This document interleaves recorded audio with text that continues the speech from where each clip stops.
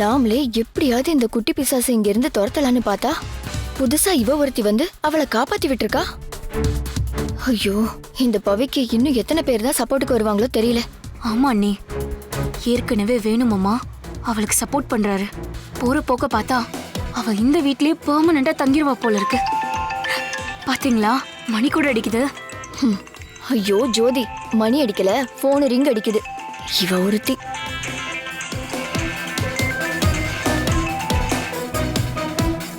Madam, நீங்க சொன்ன ப்ராஜெக்ட்ல ஒரு சின்ன ப்ராப்ளம் ஆயிடுச்சு மேடம். அவ திரும்ப வீட்டுக்கு வந்தப்பவே தெரியுமே நீங்க நல்லா சொதப்பிட்டீங்கன்னு. ஓகே மேடம், அதை விடுங்க மேடம். இந்த ஒரு வாட்டி போனா என்ன, அடுத்த வாட்டி பக்காவா தூக்கலாம் மேடம். மேடம், அப்புறம் ஆஸ்பத்திரி செலவுக்கு மட்டும் உடனே அட்வான்ஸா 5000 ரூபாய் கிடைக்குமா மேடம்? சே, ஒரு பொம்பளை கிட்ட அடி வாங்கிட்டு அட்வான்ஸ் வேற கேக்குற. வைடா போன.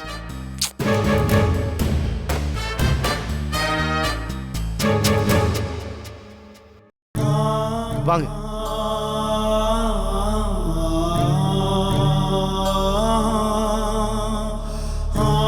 இவங்க தாங்க என் அத்தை. எத்தனையோ பேருக்கு எவ்வளவோ உதவி செஞ்சவங்க. ஆனா இவங்களுக்கு இப்படி ஒரு நிலைமைங்கிறத எங்களால ஏத்துக்கவே முடியல. மனசளவுல யாருக்குமே கெட்டது நினைச்சது கிடையாது.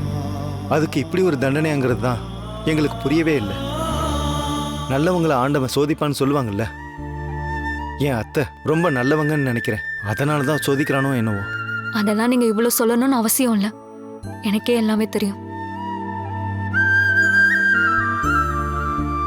நீங்க சொன்னீங்கல்ல, நிறைய பேருக்கு ரமா மேடம் உதவி பண்ணிருக்காங்கன்னு. அந்த உதவியால பலன் அடைஞ்சவங்கல்ல நானும் ஒருத்தி. என்னக்கா சொல்றீங்க? ஆமா பவி, எனக்கு அப்பா அம்மா இல்ல. அநாத ஆசிரமத்துல தான் வளர்ந்தேன். என்னோட மொத்த படிப்பு செலவுமே மேடம் தான் ஸ்பான்சர்.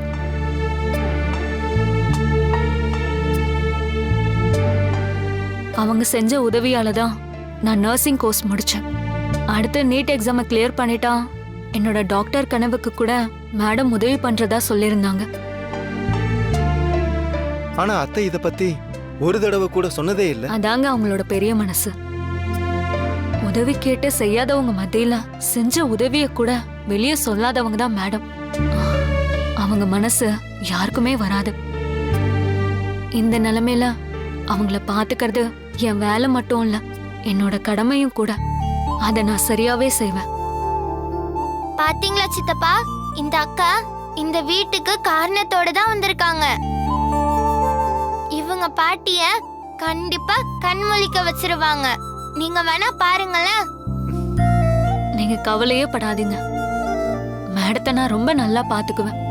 திரும்ப அவங்க பழையபடி கம்பீரமா எழுந்து நிப்பாங்க. அதுக்கு நான் பொறுப்பு. இது போதும் எங்களுக்கு. நீங்க டியூட்டி பாருங்க. Okay sir. பவி, போலாமா? சரிப்பா.